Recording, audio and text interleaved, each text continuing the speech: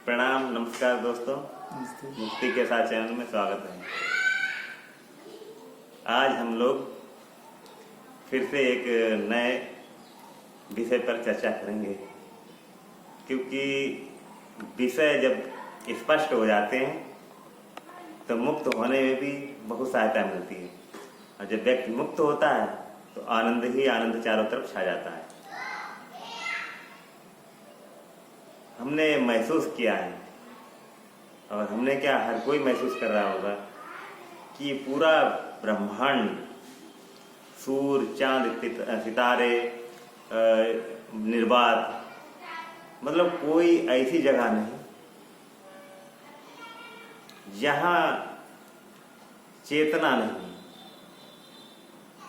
चेतना से यहाँ मतलब है कॉन्शियसनेस, या यूँ कह सकते हैं कि जैसे हमारे अंदर ही कोई है जो देख रहा है, निर्णय ले रहा है, प्रक्रियाएं हम सोचते वहाँ, मतलब वो सोचता है उसके अकॉर्डिंग हम काम करते रहते हैं। तो वो चेतना हम कह रहे हैं उसे, हो सकता है और लोग उसे और शब्द दें, तो ये पूरा ब्रह्मांड चेतना से भरा हुआ है। जहाँ निर्वात भी है वहाँ भी कुछ है। अब साइंस भी ये कहने लगा कि ये निर्वात ही नहीं, क्योंकि यहाँ लाखों तारे हर क्षण पैदा हो रहे होते हैं और लाखों तारों की मृत्यु हो रही होती है।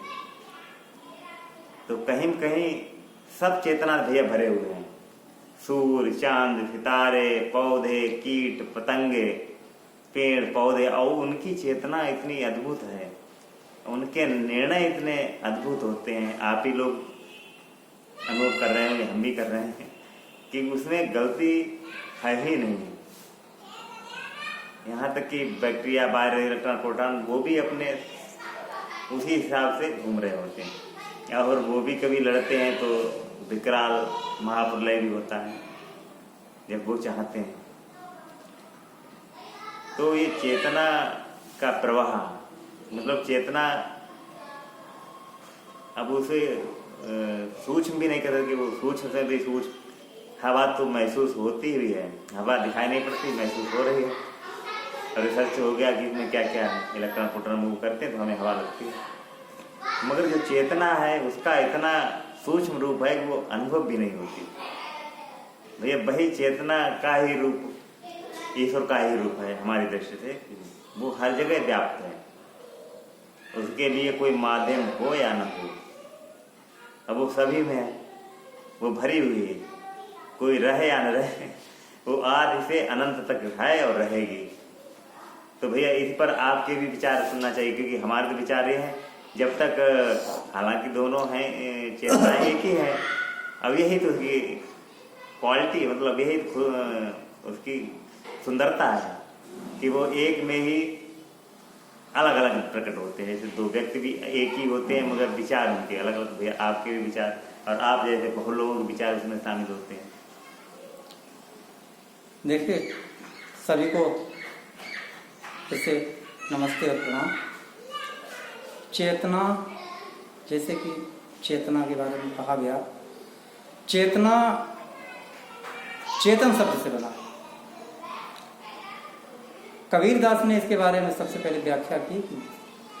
वैसे व्याख्या मिलती है कि वैदिक अर्थों से। हमारे वेद में या शास्त्र में, सनातन धर्म के जो मूल ग्रंथ माने जाते हैं वेद, उसमें प्रकृति, ईश्वर और जीव, तीन चीजों का वर्णन और विधान मिलता है। ईश्वर, प्रकृति और जीव, यानी त्रैतवाद। फिर उसके बाद जो ब्राह्मण ग्रंथों में द्वैतवाद आया। द्वैत यानी प्रकृति और जीव एक हो गए और ईश्वर अलग हो गया, द्वैतवाद। फिर जब और विकास हुआ तो अद्वैतवाद।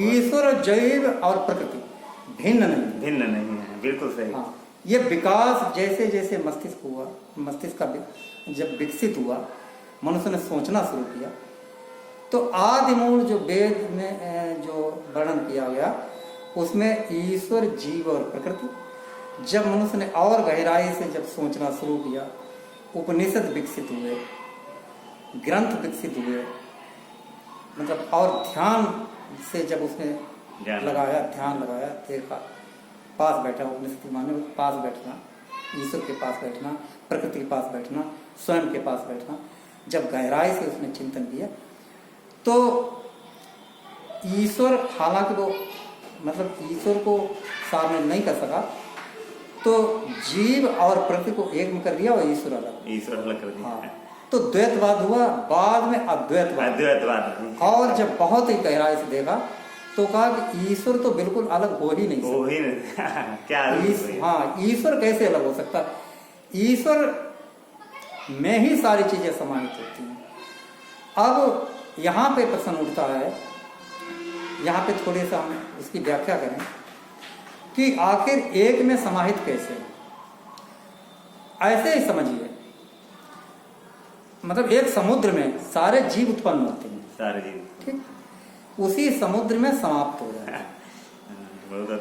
अब वो समुद्र जो है उसे आप एक ब्रह्मांड मान लीजिए या एक पूरा यूनिवर्स मान लीजिए, उसमें जो जीव उत्पन्न होते हैं उसे आप जीव या प्रकृति मान लीजिए। वैसे हालांकि ब्रह्मांड पूरा प्रकृति में भी शामिल होता है, लेकिन उसमें जो जीव उत्पन्न होते हैं उन्हें आप इस जीव मान लीजिए, और जिस जो प्रक्रिया उत्पन्न कराती है उसे आप ईश्वर की शक्ति मान लीजिए।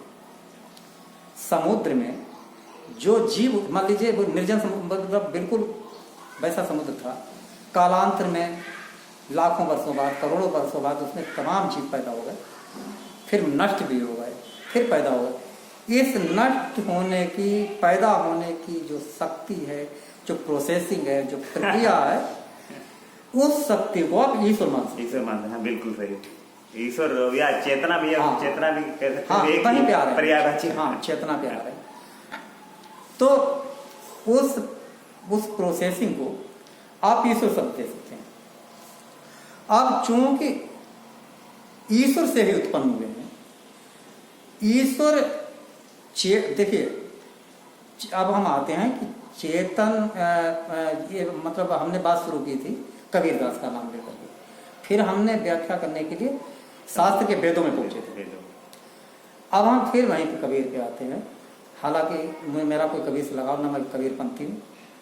एक उनकी पुस्तक पढ़ी थी, जो आपके अंदर हृदय में उद्गार हो रहा है। हाँ, वही भैया। अब चूंकि मैं बोल रहा हूँ, इससे पहले कोई बोल चुका है तो मैं उसका श्रेय नहीं लूँगा, हमें उन्हीं की बात कहनी होगी। तो कबीरदास, अब जो भी ज्ञानी हो या ना हो वो जानते होंगे या कैसे भी हो, यहाँ पर मेरा व्यक्तिगत कोई कबीर, हाँ अपना मैं कबीरपंथी भी नहीं हूँ और न कबीर से कोई मेरा कोई मतलब रिलेशन है नहीं, अंदर से आप उद्गार हो रहा है। यहाँ पर वो उन्होंने कहा है जड़ और चेतन, दो प्रकार की उन्होंने व्याख्या की, जड़ और चेतन। वेद में ईश्वर जीव प्रकृति था, कबीरदास ने जड़ और चेतन उन्होंने वो माना जिसके अंदर सजीव क्रियाएं होती हैं, जैसे जीव विज्ञान, ठीक है, ये एक विज्ञान पढ़ाया जाता है। विज्ञान में जीव विज्ञान और विज्ञान में समस्त अध्ययन हो जाता है, भौतिक विज्ञान, रसायन विज्ञान, और उसके यहाँ बहुत सारे विज्ञान की शाखाएं होती हैं। फिर जीव विज्ञान में भी वनस्पति विज्ञान, जंतु विज्ञान, जियोलॉजी, बॉटनी। तो अब जो भी जीव विज्ञान अध्ययन करता है, जो जीव द्रव्य पाए, यानी जो जिसके अंदर सजीवता के गुण होते हैं, जैसे सजीवता गुण की पहचान पढ़ाई जाती है कि वो श्वसन करता है, वृद्धि करता है, ये सारी चीजें। तो जो सजीवता यानी जिसके अंदर चलायमान होने का गुण होता है वो चेतन होता है, और जिसके अंदर नहीं होता है वो जड़ होता है, ऐसा कबीरदास ने कहा। अब उनकी पहुंच कहाँ तक रही? उनकी पहुंच यहीं तक रही होगी, क्योंकि जब अब आप देखेंगे बिल्कुल गहराई से, तो बगैर चलायमान तो कुछ है ही यही तो साइंस भी यही कहने लगा है कि जो चीजें जड़ दिखती है वो भी जड़ नहीं कहीं कहीं पूरी प्रक्रिया के अंदर। अब कहते हैं पत्थर में भी या कोई पदार्थ होता है, चाहे लोहा या कुछ ही, उसमें न्यूट्रॉन प्रोटॉन सा समय चक्कर लगाते हैं। अब इतनी समझ कबीरदास की नहीं होगी। अब चूंकि न्यूट्रॉन प्रोटॉन चक्कर लगाते हैं हर पदार्थ में, मतलब क्या कहते हैं, वो इलेक्ट्रॉन से चक्कर हाँ, लगाते इसके हैं। अलावा भी और हाँ, पार्टिकल की खोज हाँ, हुई, हाँ, वो भी और करते पार्टिकल रहे। तो हो ही रही है अभी। थोड़ा सा अंतर वो नाभिक के चक्कर लगाते हैं इलेक्ट्रॉन हाँ। से, और कुल मिला के पूरा जो है वो अणु बनता है।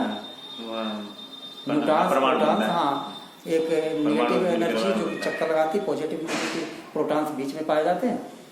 तो कुल मिला के हमने ये जाना कि मतलब बगैर चेतन तो कुछ है नहीं। अब चूंकि चैतन्य शक्ति से उत्पन्न नहीं है, चैतन्य शक्ति, क्योंकि चैतन्य शक्ति ही उत्पन्न करने का एक सामर्थ्य रखती है।